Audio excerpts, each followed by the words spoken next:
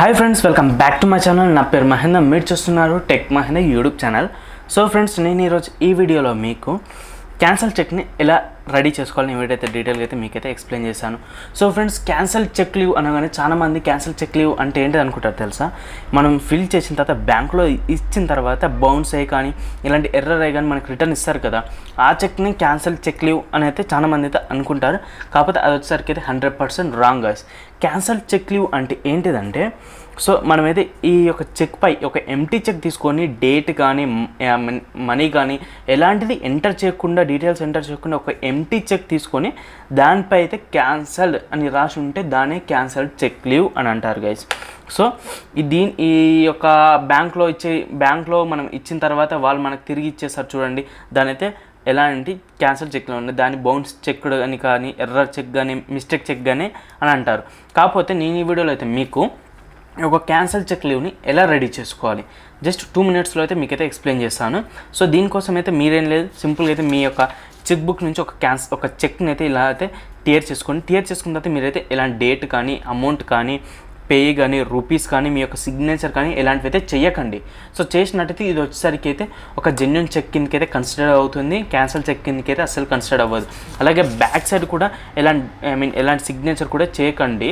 So చేయకుండా ఏం చేస్తారంటే, ఫస్ట్ ఆఫ్ ఆల్ అయితే మీరైతే ఇక్కడ సో ఇలా ఒక పెన్ తీసుకొని ఇలా అయితే ఒక లైన్ అయితే ఇలా కొట్టేసేయండి ఫస్ట్. తర్వాత మళ్ళీ కింద నుంచి అయితే మళ్ళీ ఇలా ఒక లైన్ కొట్టేసేయండి. ఇలా ఒక 2 లైన్ కొట్టిన తర్వాత 2 లైన్ల కింద క్యాన్సల్డ్ అని అయితే రాయండి.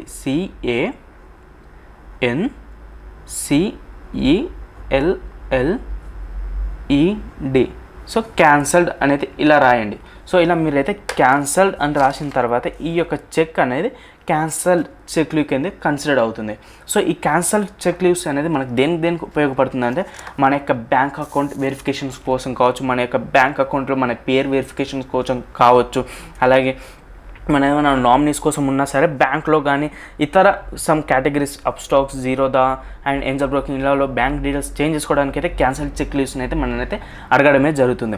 సో అప్పుడు అడిగినప్పుడు మనమైతే ఇలాంటి క్యాన్సల్డ్ అని రాసిన చెక్ లీవ్ని అయితే స్కాన్ చేసి అయితే అప్లోడ్ చేయాలి. అలాగే బ్యాంక్లో కూడా అడిగినా సరే మనైతే మీద ఒక లైన్ కింద ఒక లైన్ కూడా క్యాన్సల్డ్ అనేది ఇలా రాసి వాళ్ళకైతే ఇవ్వాలి. ఇలా ఇచ్చినచో ఇది వచ్చేసరికి అయితే క్యాన్సల్ చెక్ లీవ్ కింద అయితే కన్సిడర్ అవుతుంది. సో గైస్, ఇంతే గైస్. ఇలా అయితే మీరైతే సింపుల్గా అయితే ఈ యొక్క క్యాన్సల్ చెక్ లీవ్ని అయితే రెడీ చేసుకోవచ్చు.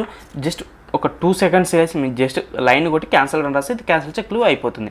సో గైస్, ఈ వీడియోలో అయితే మీకైతే నేను డీటెయిల్గా అయితే ఎక్స్ప్లెయిన్ చేశాను ఈ క్యాన్సల్ చెక్ లీవ్ అనేది ఎలా రెడీ చేసుకోవాలి. అలాగే నేను లాస్ట్ వీడియోలో అయితే చెప్పాను గైస్, చెక్ని అయితే ఎలా ఫిల్ చేయాలి 100% పాస్ అయ్యేటట్టు అండ్ ఎలాంటి మిస్టేక్ పోకుండా, బౌన్స్ అవ్వకుండా.